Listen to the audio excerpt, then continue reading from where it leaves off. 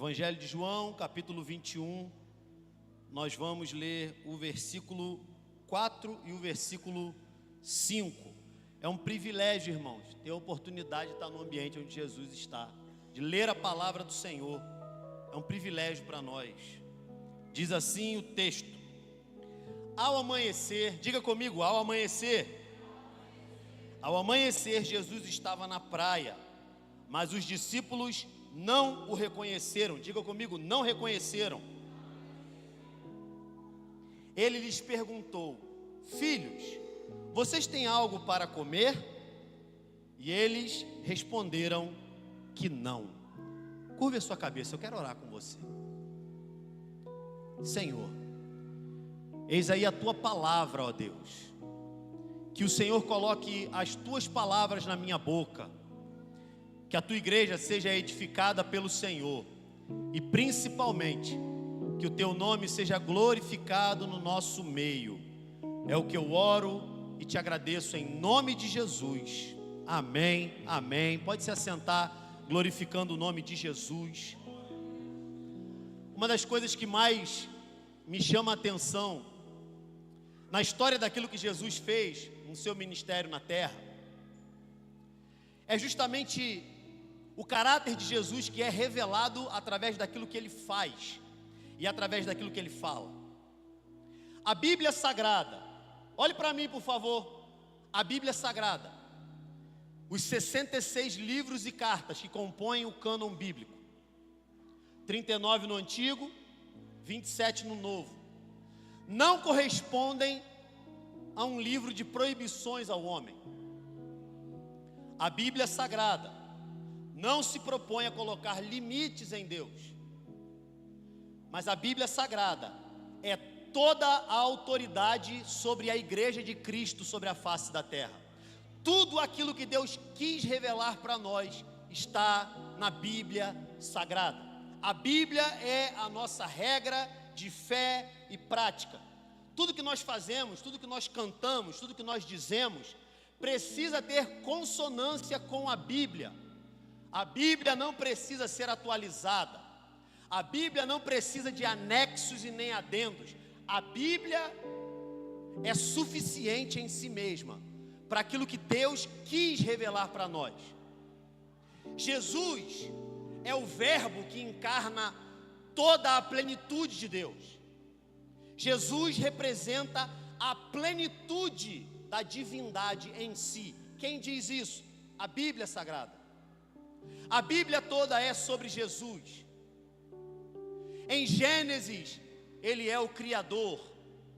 No Êxodo, ele é o Libertador. Em Levítico, ele é aquele que legisla em favor do seu povo. Em Números, ele é o pai das tribos. Em Deuteronômio, é aquele que não se cansa de repetir o que ele já ensinou. E se você for olhando em cada um dos livros da Bíblia, você consegue enxergar de maneira clara, de maneira evidente, como Jesus é revelado pela Bíblia. Então tudo que nós fazemos aqui precisa estar em consonância com aquilo que a Bíblia revela para nós. Jesus é o Verbo vivo que desceu do céu. Ele é a própria palavra encarnada. Jesus é aquele que tem todo o poder na palma das suas mãos. Ele é o Cordeiro que foi morto para a remissão dos nossos pecados. Ele é o Cordeiro que morreu e que ressuscitou. E por causa disso, nós estamos aqui, porque dele, por ele e para ele são todas as coisas. A ele, pois, a glória eternamente. Você pode dizer amém por essa palavra? Jesus é aquele que nos resgata até mesmo dos lugares onde a gente acha que não precisa ser resgatado. Me ajuda, pega um papelzinho para mim, por favor. É melhor tirar esse negócio daqui, senão eu vou derrubar tudo, aí já viu, né? Olhe para mim, por favor. Jesus é aquele que em tudo que faz tem o propósito de reconectar os homens consigo mesmo, reconectar os homens com Deus. Hoje é um dia especial. Hoje é um dia, obrigado. Hoje é um dia que nós rememoramos o sacrifício do Cordeiro, que morreu, mas que ao terceiro dia ressuscitou. O Cordeiro Pascal, o Cordeiro sem mancha, sem mácula, sem defeito, o justo morrendo pelos injustos, o digno morrendo pelos indignos, aquele que era, que é e que há de vir, e continua sendo o Rei, o Senhor e o Deus da igreja, e por causa dele nós estamos aqui, para glorificar, para adorar, para louvar e para dizer: Santo, Santo, Santo é o Senhor dos exércitos, toda a terra está cheia da sua glória. Quem está me entendendo, diga amém. A história do Evangelho é a história de Jesus fazendo por nós aquilo que seria impossível. E essa história, Adriana, é a história do homem fugindo dele e ele indo atrás do homem. É a história do homem virando as costas e ele dizendo: filho, eu estou aqui. É a história de pessoas abandonando pessoas e Jesus jamais deixando de estar presente. É a história de pessoas que frustram expectativas de outras pessoas, mas a história que revela um Deus que está nos céus e vê, e enxerga e se importa com absolutamente tudo que acontece com você. Se eu olho para esse texto, algumas coisas me chamam a atenção, porque o que está acontecendo aqui é o seguinte: olhe para mim, por favor. Jesus tinha ressuscitado, aleluia, glória a Deus por isso. E ele então foi procurar os discípulos, Keilon, porque as pessoas abandonam as pessoas, mas Jesus sempre vai atrás de seus discípulos. Nessa igreja eu sempre digo: nós não estamos autorizados a desistir de absolutamente ninguém. Ah, mas o fulano não quer, o ciclano não quer, o beltrano não quer. A gente vai continuar insistindo em oração para que Jesus resgate cada um dos filhos perdidos. Isso não faz de nós melhores do que ninguém. Isso faz de nós pessoas conscientes do seu pecado, pessoas conscientes do seu estado e pessoas conscientes do chamado de Deus para nós. Aí Jesus ressuscitou e foi até os discípulos, passeando pela areia, diz o texto, às margens do lago. Aqui vai acontecer uma repetição do que tinha acontecido lá em Lucas capítulo 5, quando Jesus vai chamar o apóstolo Pedro. Jesus chega e de longe ele vê um pessoal lavando as redes, fazendo aquilo que nenhum pescador quer fazer, que é simplesmente tirar o lixo da rede. Não pegou nada. Jesus chega perto e aqui ele pergunta para eles: Marcelo, vocês têm peixe aí? Vocês têm alguma coisa para comer aí? Vocês têm o que me dá para comer? E eles disseram: não. Senhor, não tem. Mas o texto diz que eles estavam impedidos de reconhecer Jesus. Eu não vou entrar nisso, não é o tema da pregação, mas por algum motivo, depois da ressurreição, algo em Jesus que era tão glorioso, era tão pleno e era tão indiscernível, que as pessoas se aproximavam de Jesus, mesmo aquelas que conheciam Jesus, mesmo aquelas que andaram com Jesus, elas num primeiro momento não reconheciam Jesus. Porque muitas vezes nós criamos uma caricatura de quem Ele é na nossa própria cabeça. E quando o verdadeiro Jesus se aproxima de nós, muitas vezes nós somos incapazes de discernir quem Ele é na real. Porque nós vivemos numa cultura religiosa, onde a gente muitas vezes tenta adequar a Deus àquilo que a gente acha que Ele tem que ser, quando Deus é o único que te criou com um propósito eterno para que você seja o que Ele criou você para ser. E Ele se aproxima dos homens, eles não reconheceram e disseram: não tem o que fazer. Aí Ele: olha, então joga a rede do lado direito do barco, que vocês vão conseguir. E eles saíram. Você tem que entender o que está acontecendo, porque a gente lê o texto e vai lendo rápido, mas o texto vai dizer que o barco se aproximou, se distanciou mais ou menos 90 metros da praia. Irmão, 90 metros você não se distancia em 30 segundos, né? Nem um minuto. Enquanto eles estavam indo fazer o que Jesus tinha mandado, Jesus já estava na areia preparando o resultado do que eles iriam trazer. Vou repetir para você entender. Quando Jesus manda você realizar uma obra, quando você está indo realizar, Ele já está preparando o resultado do que você vai colher. Só que isso não fala sobre você, isso fala sobre quem Ele é. Porque o evangelho não é sobre você.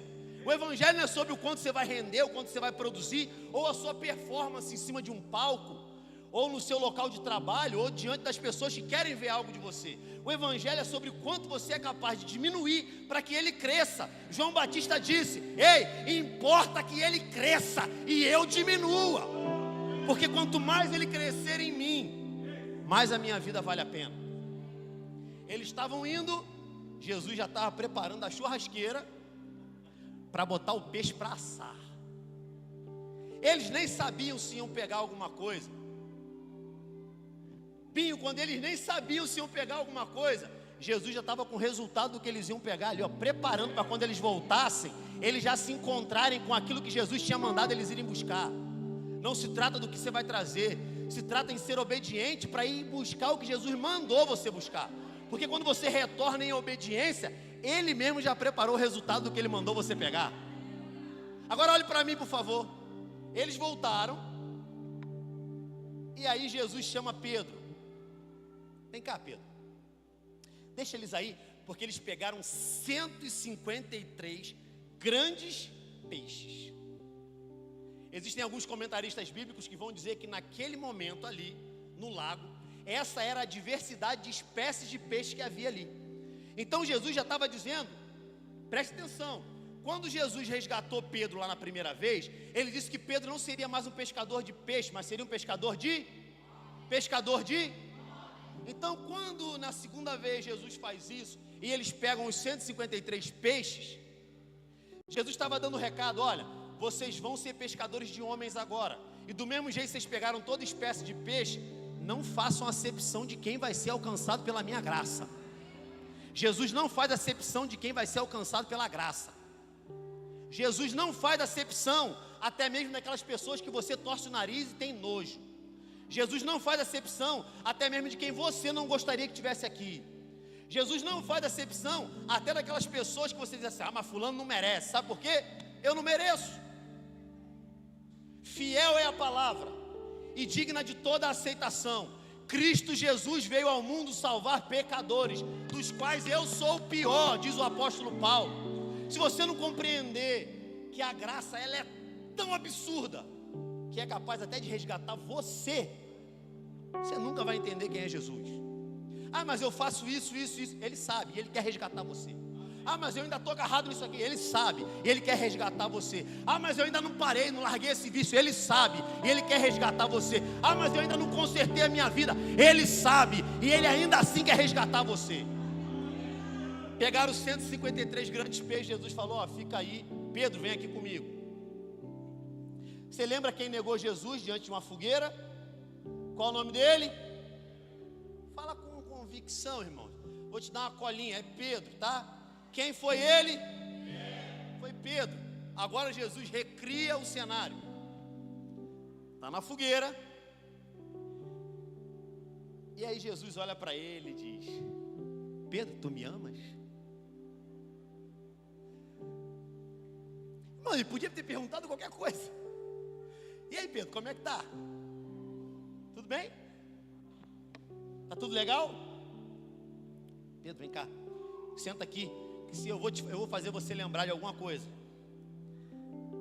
Tu me amas? Agora eu quero deixar essa imagem. Faz de conta que a imagem está congelada aqui, irmãos. Vou congelar para te trazer algo aqui que vai tocar você profundamente. A primeira vez que Jesus encontrou com Pedro na beira da praia, ele pediu o quê? Alguém lembra? Ele pediu para usar o barco. Na primeira vez que Jesus encontra Pedro, ele pede para usar o barco. Só para eu ter certeza que você está me ouvindo, no 3 diga o barco. 1, 2 e 3.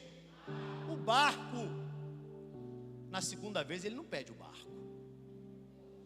Na segunda vez ele pede peixe.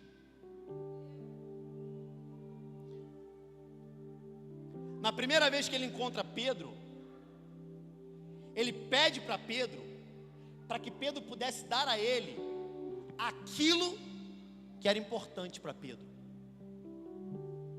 Na segunda vez que Jesus encontra com Pedro, ele aumenta o nível da revelação E ele pede para Pedro entregar a Jesus o que era importante para Jesus. Estou ouvindo um glória a Deus aqui? O que está acontecendo é o seguinte: toda a caminhada com Cristo, em primeiro lugar, Ele vai te pedir aquilo que é importante para você. Porque o Evangelho continua sendo carregar a sua cruz, negar a si mesmo e entrar pela porta estreita. O Evangelho não é para você ficar rico, não é para você ficar bonito, não é para você aumentar o network. O Evangelho é para você se arrepender de quem você é. O Evangelho é para que nós nos acheguemos a Deus, prostrados, e adorá-lo na beleza da sua santidade. O Evangelho é por causa de Jesus. Na primeira, Jesus pede o barco. O barco tem a ver com coisas. O barco é um objeto. O barco é um ser inanimado. Mas para Pedro naquele momento era muito importante. Quero te perguntar: qual é o barco que você ainda não abriu mão para Jesus usar? Qual é o barco que você está segurando aí, dizendo assim: não, mas se eu entregar na mão de Jesus, sei lá o que Ele vai fazer, pô. Não, mas eu tenho que ter o controle, o barco é meu, eu que comprei, está no meu nome o barco. Qual é o barco? Porque, irmãos, vamos ser sinceros, se a gente não deu nem o barco ainda para Jesus, como é que a gente vai entregar peixe para Ele? E eu não estou falando de dinheiro, porque dinheiro é uma coisa tão pequena. O presbítero Rafael falou aqui: irmão, fizemos em 18 dias, só tinha R$61. Irmãos, o céu não está em crise não. No céu não tem inflação, não tem nada disso. A minha última preocupação é quando você dá de dízimo e oferta aqui, irmão. Porque se Deus não é o Senhor dessa obra, vai fechar. Eu estou agarrado na palavra que Gamaliel deu para o conselho dos fariseus, quando a igreja começou a crescer. Fala assim: vamos calar esses caras. Gamaliel levanta no meio do sinédrio e fala assim: não, deixa. Se for de Deus, vai prosperar. Se não for de Deus, não vai prosperar. A igreja tem que caminhar debaixo de uma palavra. A igreja tem que caminhar debaixo da Bíblia. A igreja tem que caminhar debaixo de uma visão que Deus está dando pela sua palavra. A igreja não pode caminhar por qualquer outra coisa, porque se a gente ficar agarrado às coisas dessa terra, tudo que a gente vai ter são coisas dessa terra. Mas Jesus revela: busquem o reino de Deus e a sua justiça em primeiro lugar, e todas as demais coisas serão acrescentadas. Porque onde está o teu tesouro, ali está o teu coração. Se teu tesouro está nas coisas da terra, teu coração está ali. Como é que você quer viver a vida inteira agarrado nas coisas da terra e depois passar a eternidade no céu? Irmão, isso aqui não é uma apologia à irresponsabilidade, não. Você que é um homem de Deus, um homem de família, um homem da casa, você que é uma mulher de família, mulher também da casa, você sabe as responsabilidades que você tem. Agora, Jesus convida a gente a refazer a nossa prioridade. Porque se você não lê a Bíblia, não ora, não vem para a igreja, não faz o que é que seja, porque você não tem tempo, é porque a tua prioridade não são as coisas do céu. A tua prioridade nunca foi o Evangelho, se você nunca tem tempo para Deus. Jesus chama Pedro em primeiro lugar e pede o barco. O barco tem a ver com coisas. O barco tem a ver com aquilo que impede você de enxergar Jesus. Agora, quando Jesus pede peixe, quando Jesus pede aquilo que não é inanimado, mas aquilo que tem vida, Jesus está dizendo: eu já estou fazendo em você, agora eu quero fazer através de você. Porque nenhum de nós aqui é o final da bênção, nenhum de nós aqui é o final da graça, nenhum de nós aqui é o final da obra que Deus quer fazer. Tudo que Ele começa a realizar em você é porque também Ele quer realizar através de você e por meio de você. Tem gente que vai ser alcançada pelo teu testemunho, tem gente que vai ser alcançada pela tua pregação, tem gente que vai ser alcançada pelo teu louvor, tem gente que vai ser alcançada só porque você sai de casa com a Bíblia. Você acredita nisso, irmão? Tem vizinho que talvez você nem fala, nunca falou, não sabe nem o nome, mas vê você toda semana saindo de casa com a sua família, vê você toda semana saindo de casa com a sua família, vê você toda semana. Você passa um recado, irmão. Será que é um advogado? Não. Ali vai um homem de Deus, ali vai uma mulher de Deus. Aí Jesus faz isso, pergunta, e eles dizem: Senhor, não tem. Essa resposta é a evidência do estado em que eles estavam. Pedro, depois que aquilo que ele depositava confiança deu errado, ele abandonou tudo e voltou para o mercado da pesca. Pedro estava desviado. Tem noção disso? A gente que fica com o narizinho torcido, fulano está desviado. Irmão, Jesus foi buscar Pedro desviado e entregou a igreja a Pedro, um cara desviado. Dorme com um barulho desse. Aí ele chama, e ele chama para revelar, porque Pedro, quando João disse assim, é o mestre, eles não estavam reconhecendo, mas João disse assim, eu não consigo reconhecer, mas eu sei que é ele. Pedro bota a túnica, porque ele estava pelado, não estava literalmente nu, mas ele estava só com a tanga, e para o judeu você descobrir a parte de cima também é estar nu. Ele bota a capa, pula dentro da água e sai em disparada nadando, porque eles ainda estão puxando o peixe ali para cima do barco, e Pedro está lá, ó, de braçada, 90 metros aproximadamente, diz o texto. Irmão, eu não sou nadador não, mas se eu pular na água para nadar 90 metros, vai dar cãibra, vai faltar ar, Papai não está aqui hoje não. Papai mergulha no canto forte ali, irmão, sai por trás das pedras, sai lá no Malibu. Fala, papai, deve estar assistindo pela live. Papai, já não está mais em idade de fazer isso. Esses dias ele veio todo bobo, me conta, ele não está aqui, posso falar, né? Veio todo bobo me falar, todo sem graça, né? Tomei um caldo da onda, ralou a testa, o nariz aqui assim, ó. Papai, numa dessas você bate a cabeça no fundo lá, ó, fica inconsciente, olha aí, ó, chorou bebel. Olha eu fazendo teu velório aí, ele, tá repreendido. Repreende, não vigia não, para você ver só. Mas o que Pedro faz aqui, irmãos, ele mergulha na água e vai de braçada, pau, e vai embora. Chegou antes do barco. Aí Pedro chegou, o barco estava chegando. Porque Jesus valoriza quem valoriza a presença dele, sabia disso? Jesus tem primazia com quem coloca ele como primazia. Tem gente que quer ter primazia da revelação da palavra e não coloca Deus como lugar de primazia. Tem gente que quer ter primazia de manifestação do sobrenatural e não dá a primazia para o lugar de oração. Irmãos, quantos aqui, além de mim, querem viver uma atmosfera de sobrenatural no ano de 2025? Você pode dizer amém por isso? Irmão, então por que quando eu marco reunião de oração aqui vem tão pouca gente?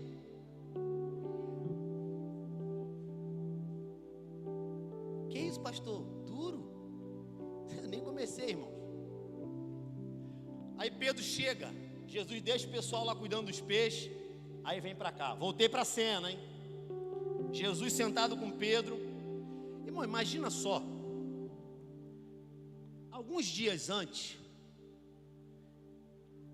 Pedro, ele tinha dito para Jesus assim, ainda que eu morra, eu vou contigo até o fim.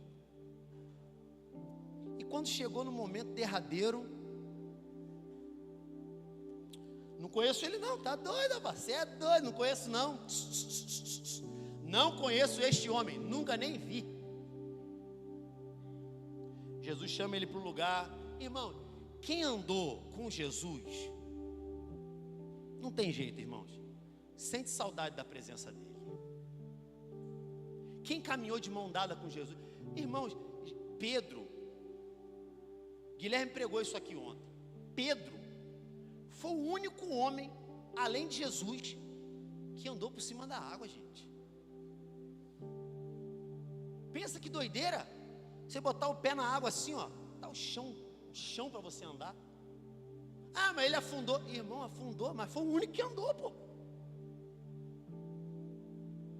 Aí porque considerou a si mesmo mais do que deveria ter considerado, no momento derradeiro, não conheço esse cara não. Não conheço, não sei nem quem é, nunca nem vi.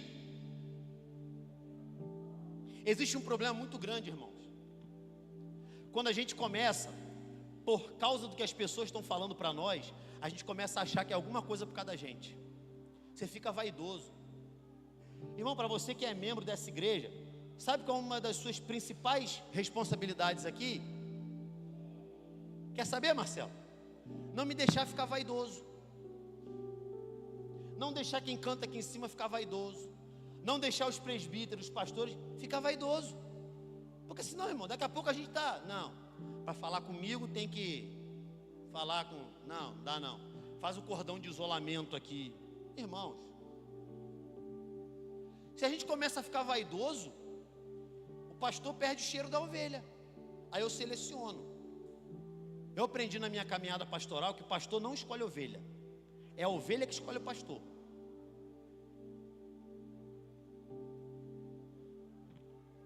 Aí Pedro está com Jesus. Imagina nesses dias, Pedro pensando assim: rapaz, quanta coisa que eu vivi, cara.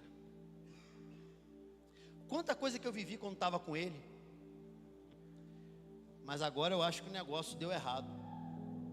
Talvez na cabeça de Pedro, quando Jesus disse assim: ó, eu vou ter que morrer, vou ser entregue, os homens vão acabar comigo, mas eu vou ressuscitar.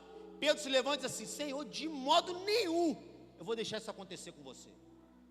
Talvez na cabeça de Pedro, Jesus ia tomar o governo e Pedro ia ser um secretário de governo. Pedro de repente ia ser o secretário de segurança pública, secretário de pesca. E aí quando ele vê a lógica de Jesus, que é a lógica do reino, invertendo de cabeça para baixo tudo aquilo que ele achava que Jesus ia fazer, ele diz: não, não, nada disso. Aí Jesus olha para Pedro e diz assim: arreda, Satanás, porque tu és para mim uma pedra de tropeço. Esse cara está sentado com Jesus aqui diante da fogueira, e Jesus olha para ele e diz: Pedro, tu me ama? Porque Jesus já tinha ouvido muita coisa da boca de Pedro. Jesus já tinha ouvido cada tipo de declaração que você não vê nenhum outro discípulo falar para Jesus. Tu és o Cristo, o Filho do Deus vivo. Jesus está diante desse cara e está perguntando: Pedro, tu me amas? Aí Pedro olha para ele e diz: Senhor, te amo. Aí Jesus pela segunda vez diz: Pedro, tu me amas? Senhor, te amo. E pela terceira vez Jesus diz: Pedro, tu me amas? Aí o texto tem um detalhe interessante, diz assim: e tendo ouvido pela terceira vez Jesus falar: Pedro, tu me amas? Ele se entristeceu no seu coração. Ele falou: Senhor, tu sabes que eu te amo. Então, Pedro, apacenta as minhas ovelhas. O detalhe que passa despercebido aqui é que Jesus falou duas coisas diferentes com Pedro. Porque no grego, que é o idioma no qual o Novo Testamento foi escrito, existem algumas palavras para se referir a amor. Primeiro é o amor de Deus, o amor incondicional, que é o amor ágape. O amor entre amigos é o amor filéu. O amor entre um homem e sua esposa é o amor eros. E um amor mais convencional é um amor chamado em grego de storge. E Jesus, quando chega para Pedro, ele pergunta assim: Pedro, tu me ágape? E Pedro diz: sim, Senhor, eu te filéu. Aí Jesus pergunta de novo: Pedro, tu me ágape? E Pedro diz: sim, Senhor, eu te filéu. E aí na terceira vez Jesus diz: Pedro, tu me filéu? E aí Pedro se entristeceu, porque na terceira vez Jesus perguntou, ao invés de perguntar: tu me ágape? Tu me filéu. Aí ele olha para Jesus e diz: Senhor, o Senhor sabe todas as coisas. O Senhor sabe que eu te filéu.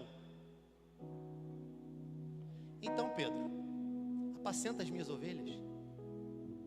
O que está acontecendo aqui, meus irmãos, é que Jesus conhece a realidade de quem nós somos. Ei, olhe para mim, por favor. Jesus conhece absolutamente o ser que você é. Foi Ele que fez. Então não tenta fingir que você é mais do que você é. Existe um grande problema dentro da igreja, que é o problema? Que a gente cria uma persona religiosa para demonstrar no dia de culto uma espiritualidade que talvez você não vive de segunda a sábado. Talvez uma eloquência, talvez arrotando uma santidade que não faz parte de quem você é no dia normal. Aí chega na igreja, você quer dar profetada, quer falar, quer não sei o que lá. De segunda a sábado você nem lembra de orar. Adianta de quê, irmão? Mas Jesus conhece. Você sabe qual é a coisa mais escandalosa da graça, Vivi? É porque a graça, todos os dias, ela nos resgata. Até quando a gente acha que não está merecendo ser resgatado. Até quando você tem certeza que não merece ser resgatado, a graça está te resgatando. Aí Jesus chega para Pedro e diz: Pedro, tu me ágape. Depois, se você tiver curiosidade, vai ver o texto no original. Procura no Google lá. Pedro, tu me ágape. Ele diz: Senhor, eu te filéu. Jesus está tentando elevar o padrão. Mas Pedro, ele prefere se mediocrizar. Porque num primeiro momento ali, ele achou que ia passar batido, certamente.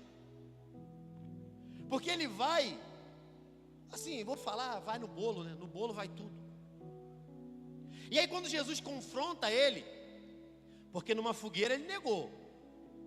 E numa fogueira, Jesus demonstrou o amor, porque Jesus só estava perguntando se ele ágape, porque o próprio Jesus ágape ele.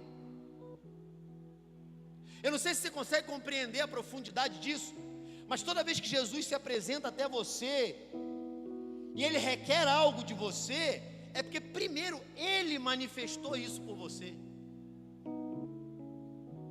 Jesus nunca vai te pedir nada que Ele mesmo não esteja disposto a fazer por você.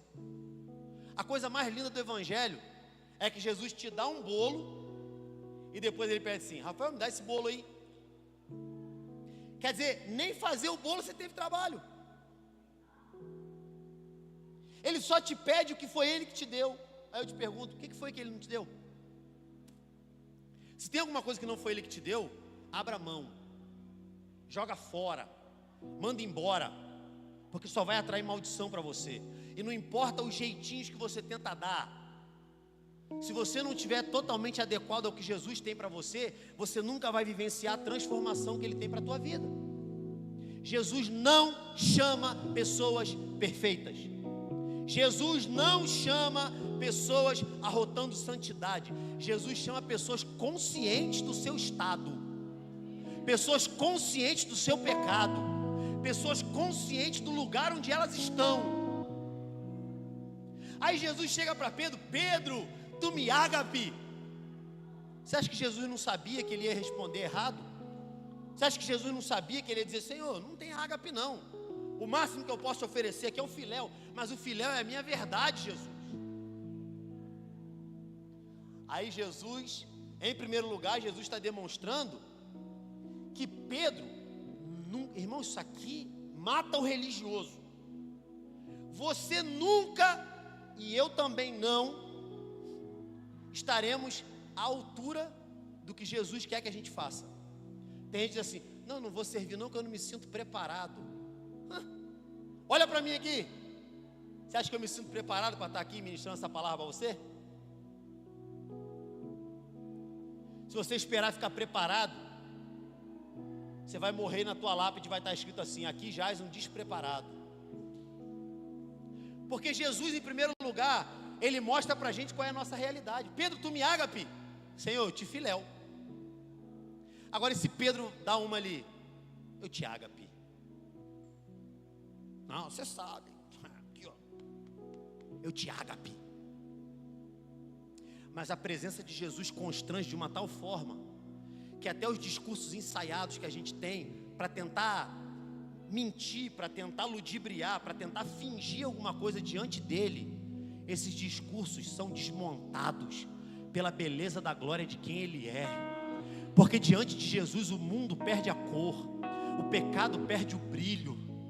Quando você está diante do olhar de Jesus, é só a essência de Jesus que fita você, é a essência de Jesus que captura você, é a essência de quem Ele é. e é a essência do que o céu está derramando através dele, que começa a fazer a tua vida fazer sentido. E quando você está diante de Jesus, não são as suas desculpas, não é a sua realidade, não é quem você pensa que é, mas é tudo que Jesus pode fazer em você, e ele começa a realizar, e diz a palavra que aquele que em nós começou a boa obra é fiel para aperfeiçoar até o dia de Cristo Jesus. Pedro, tu me ágape, Senhor, te filéu. Primeiro, ele estava reconhecendo a realidade de quem ele era. Em segundo lugar, Pedro, tu me ágape, Senhor, eu te filéu. Em segundo lugar, Jesus está dizendo: não se trata do que você tem para me oferecer, se trata do quanto eu posso fazer através de você. Irmãos, você tem noção que se há 20 anos atrás alguém dissesse para mim que um dia eu seria pastor de uma igreja, pregador do evangelho, eu ia dar uma gargalhada na cara da pessoa? Você tem noção que se alguém dissesse para mim alguns anos atrás que eu estaria vivendo o tempo que a gente está vivendo nessa igreja aqui hoje, eu ia dizer assim: rapaz, pô, que sonho, hein? Você tem noção que de um ano para o outro a sua vida pode mudar total e completamente, e você não tem o mínimo controle sobre isso? Você tem noção que daqui a um ano você pode estar vivendo coisas que você está orando por elas hoje, mas você tem noção também de que daqui a um ano você pode estar colhendo as consequências dos erros que você está cometendo hoje? Irmãos, isso traz para nós a certeza de que nenhum de nós aqui tem controle sobre um fio de cabelo da nossa cabeça. Mas não se trata do quanto você tem para dar para Jesus, não se trata do talento que você tem, não se trata nem da disponibilidade que você tem, se trata do quanto você está aberto para que Jesus trabalhe em você, porque tudo é por causa dele, é pela obra que ele faz. Na cultura religiosa a gente fica querendo, sabe, fazer coisas porque a gente acha que vai ser mais amado por Jesus. Não tem nada que a gente possa fazer que vai fazer ele amar mais ou menos a gente, irmãos. Porque Deus amou o mundo de tal maneira que deu o Filho unigênito. Aí agora que vem a condição: para que todo que nele crer não pereça, mas tenha vida eterna. Pedro, tu me ágape, Senhor, eu te filéu. Tem problema, não é o quanto você me ama, é o quanto eu amo você. Irmão, sabe que às vezes a gente canta assim: eu te amo, Jesus, eu te adoro, Jesus, eu te amo. Irmãos, a gente canta, a gente vai parar de cantar não, mas vou te falar uma coisa: não tem nada no amor que nós manifestamos para Jesus que mereça ser cantado. Ai, como eu amo Jesus. Não tem nada que a gente faça que mereça ser cantado. Mas já viu aquela música? Ele me amou, oh, ele me ama, ele me amou, oh, ele me amou, oh, ele me ama, ele me amou. Porque o amor dele por nós merece ser cantado, porque o que ele faz merece ser louvado, porque quem ele é merece ser adorado, porque aquilo que ele manifesta merece ter louvor, elogio, gratidão, honra, glória, louvor, e todo o meu ser louve-o perpetuamente. Aí na terceira vez ele chega para Pedro: agora você já entendeu quem eu sou e quem você é. Pedro, tu me filéu. Aí a gente fica chateado, né? Porque a gente quer sempre ficar querendo que Jesus entenda a nossa restrição. A gente fica o tempo inteiro: não, mas Jesus entende. Não, Jesus não quer que a gente seja, como é que é o nome? Fanático. Jesus não quer que a gente seja fanático não, irmão. Irmão, quem está no mundo é fanático pelo inferno, só que não sabe.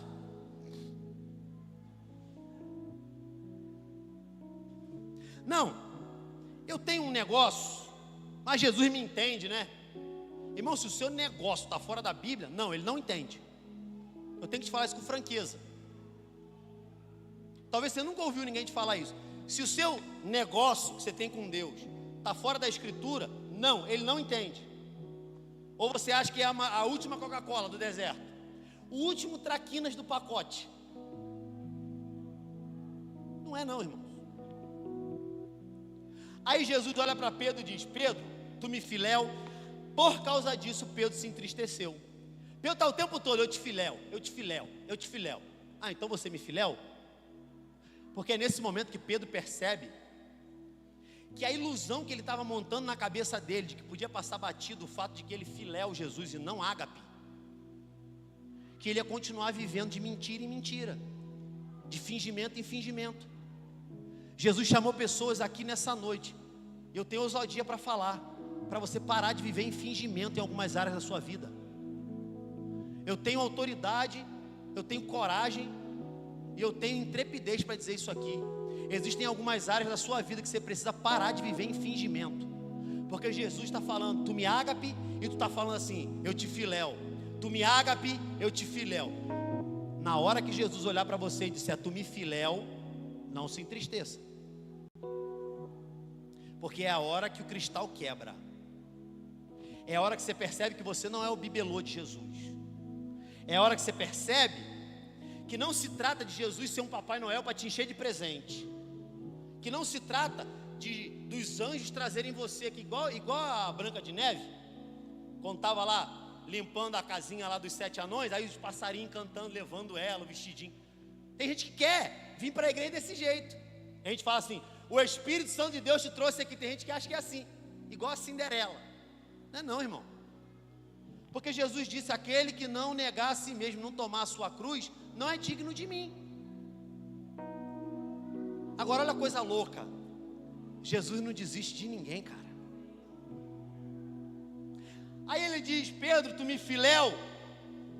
Ele se entristece, percebe que o cristal quebrou. Ele diz: Senhor, o Senhor sabe todas as coisas,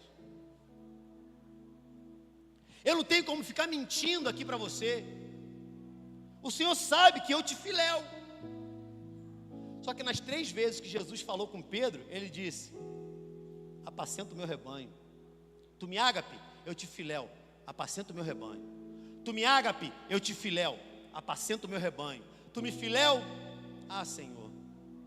É naquele momento que a gente acha assim: se as pessoas da igreja conhecerem a minha realidade, eu vou perder a prerrogativa. Então eu vou deixar isso aqui, não vou compartilhar com ninguém, não vou pedir oração para ninguém, não vou pedir ajuda a ninguém, porque se as pessoas souberem a realidade de quem eu sou, elas vão me julgar, eu nunca mais vou ter o lugar de destaque que eu gostaria de ter. Irmãos, olhe para mim, por favor.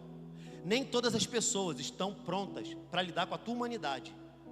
Aprenda a se resguardar, mas nunca esteja resguardado diante de Jesus, porque mesmo que você não diga, Ele conhece a tua realidade.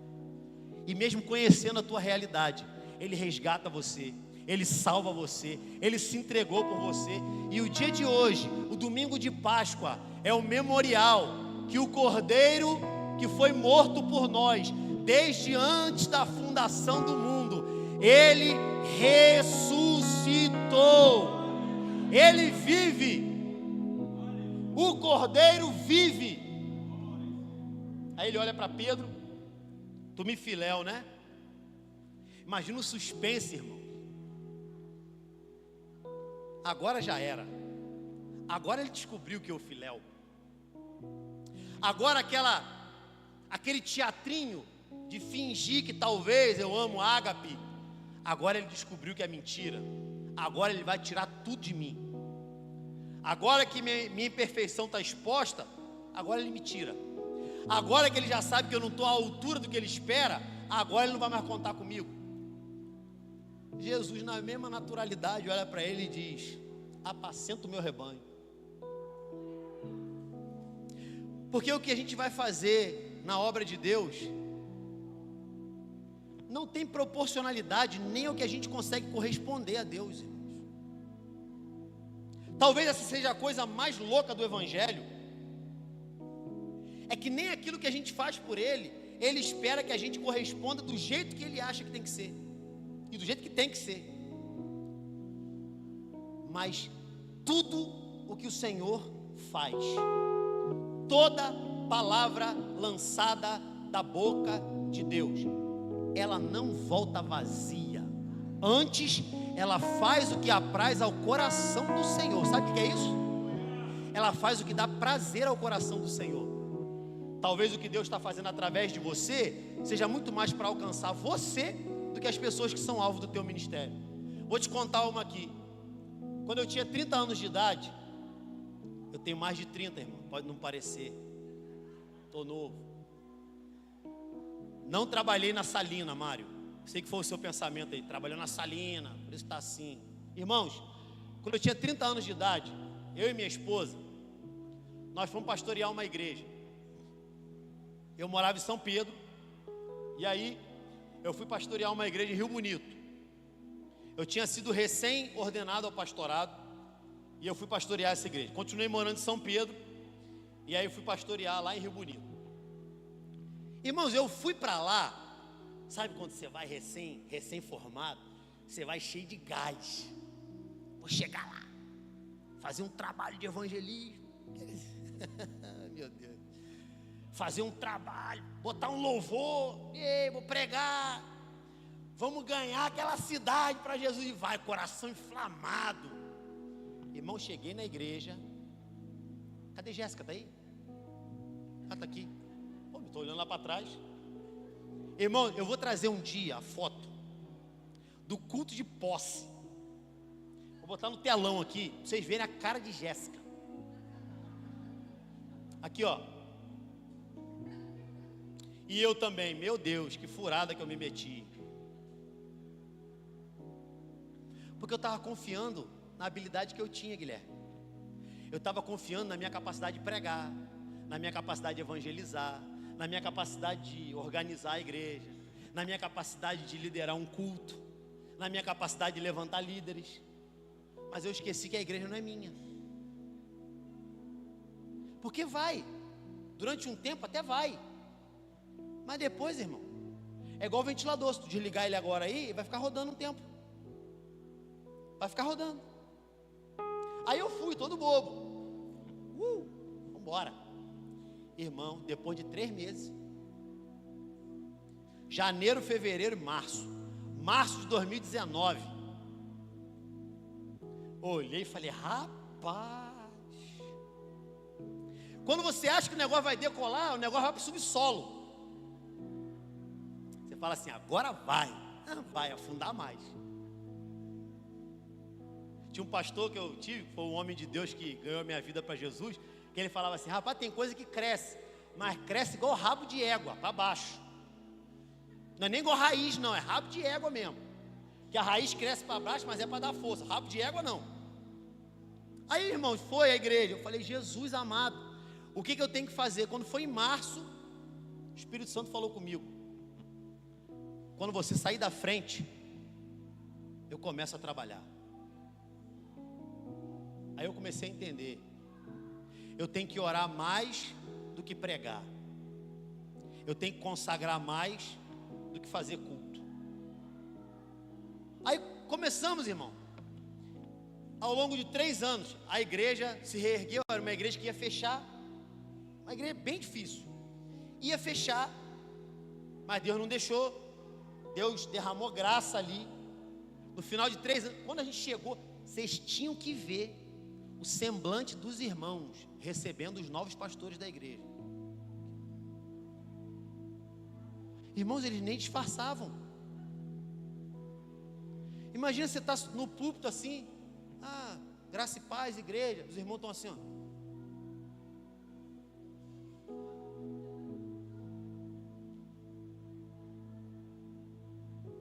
Tadinha Jéssica, se tivesse já viu o cano do Super Mario?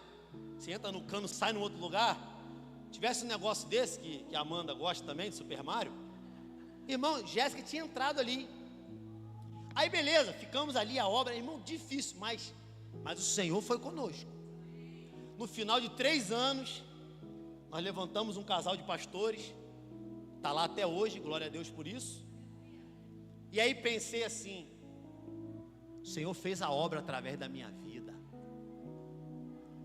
Um dia orando, o Espírito Santo falou assim: você não entendeu nada, né? Falei: o que, Senhor? Eu não trouxe você para cá porque eu precisava fazer uma obra na igreja através de você. Eu trouxe você para cá porque eu precisava fazer uma obra em você através da igreja. Irmão, quem estava exercendo o ministério era eu. Quem ganhou gente lá fomos nós. Mas o alvo daquela obra lá era a minha vida, que o Senhor estava fazendo através daquele ministério. Muita gente é alcançada, muita gente aceitou Jesus. Pra vocês terem uma ideia, o culto de despedida nosso, os irmãos estavam chorando que a gente estava indo embora. Os mesmos irmãos que estavam olhando para a gente assim, torcendo o nariz, eram os irmãos que estavam chorando no dia que a gente foi embora. Sabe o que é isso, irmão?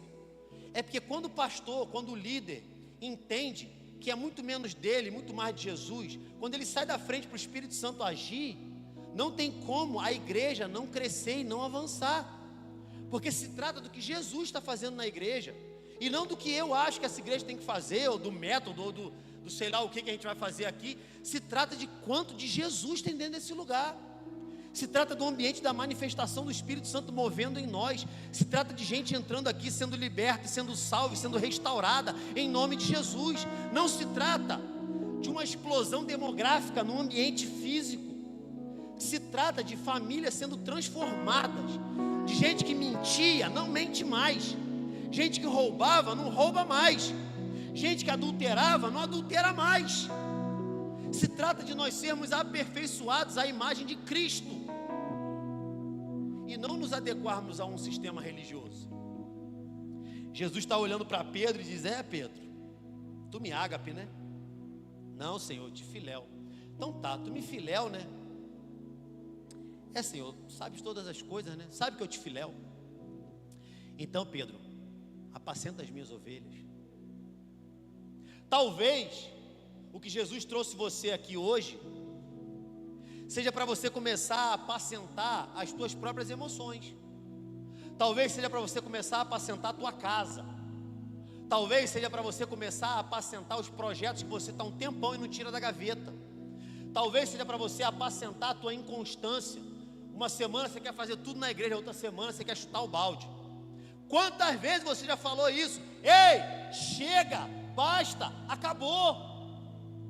Porque é Jesus que está diante de nós, e Ele sabe as nossas imperfeições, Ele sabe quem você é, Ele sabe de onde Ele te tirou, mas Ele também sabe quem Ele criou você para ser.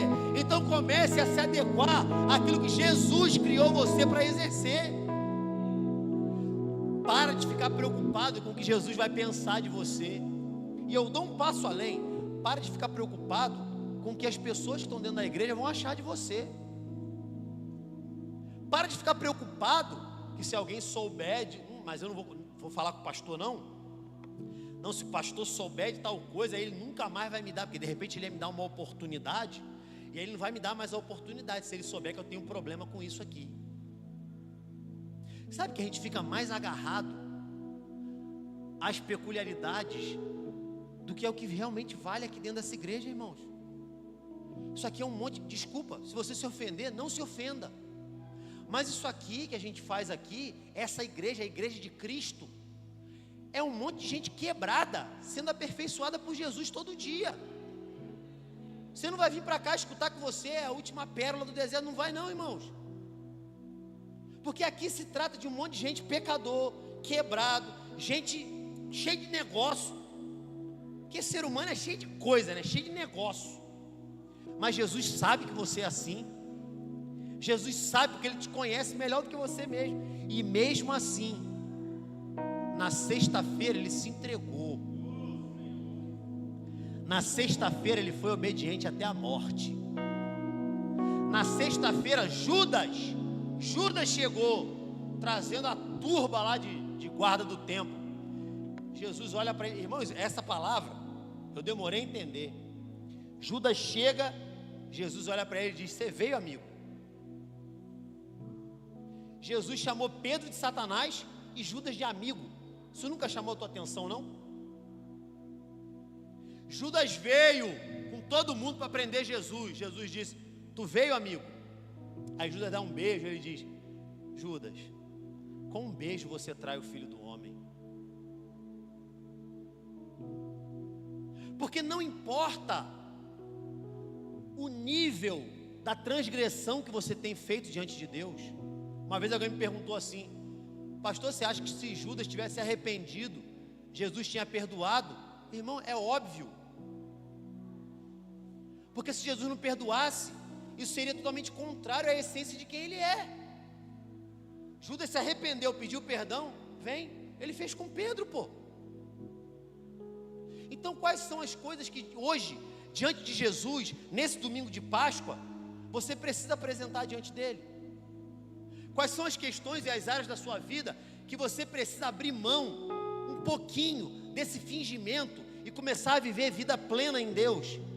Porque senão, irmão, daqui a 5 anos você vai estar do mesmo jeito, daqui a 10 anos você vai estar do mesmo jeito, e tu vai olhar para trás e falar assim: rapaz, quanto tempo eu perdi? Se eu tivesse buscado libertação, se eu tivesse buscado restauração, se eu tivesse buscado conserto, se eu tivesse buscado arrependimento, hoje a minha vida já estaria completamente diferente. De repente você chegou aqui hoje e você tem saudade do ambiente da glória, porque você já viveu profundamente experiências com Deus. Irmãos, hoje o que mais tem, infelizmente, é gente dentro da igreja, assíduo frequentando o culto, mas que entra, senta absolutamente no mesmo lugar, só falta botar a etiqueta com o teu nome aí. Não é proibido não, tá? Você pode fazer isso, mas você entra e vai embora do mesmo jeito que chegou, às vezes até pior, porque fica com dor de cabeça porque o som estava alto. Irmãos, pensa você ficar a vida inteira só isso. Não é só isso que Jesus tem para nós. Talvez você está aqui hoje e pensa assim: rapaz, que saudade daquela época, cara. Que saudade de quando eu fluía mesmo. Que saudade daquilo que eu abri mão e eu nem cheguei a viver. Existem pessoas aqui hoje, o Espírito me revela aqui, eu falo debaixo de autoridade espiritual nessa noite. Tem pessoas que num dado momento da tua caminhada, você tomou uma decisão, na qual você não pôde se aprofundar no que Deus tinha para você, porque você teve medo, porque as circunstâncias não permitiram, e aí você nunca conseguiu viver, e parece que é um ministério frustrado, que nunca aconteceu, parece que é um sonho frustrado, que nunca aconteceu, parece que é uma coisa que você tinha que ter tirado do papel e nunca tirou, e aí você tem saudade daquilo que você nunca viveu. Você não veio aqui à toa nessa noite, você não veio aqui hoje à toa, você veio aqui porque Deus marcou um encontro contigo. É tempo de você voltar para o lugar da presença, é tempo de você voltar para o centro da vontade dEle, é tempo para você voltar a fluir em absolutamente tudo que Ele tem para você. É tempo de você ouvir a voz de Deus, porque Ele mesmo está te chamando nessa noite. Ele mesmo está chamando você. Ele marcou esse encontro porque Ele queria falar contigo nessa noite. E de repente você está desde o começo da palavra com alguma coisa queimando no teu coração e você não está entendendo por quê. Ei, é porque o Espírito Santo de Deus está falando contigo nessa noite. É tempo de voltar. Se precisar se arrepender, se arrependa e volte. Se precisar se lançar sem reservas, se lance e volte. Volta para o lugar de onde você nunca deveria ter saído. Volta para o lugar do fluir. Volta para o lugar da presença. Volta para o lugar de viver em Deus todos os sonhos, planos e projetos que Ele tem para você. Fica de pé, por favor.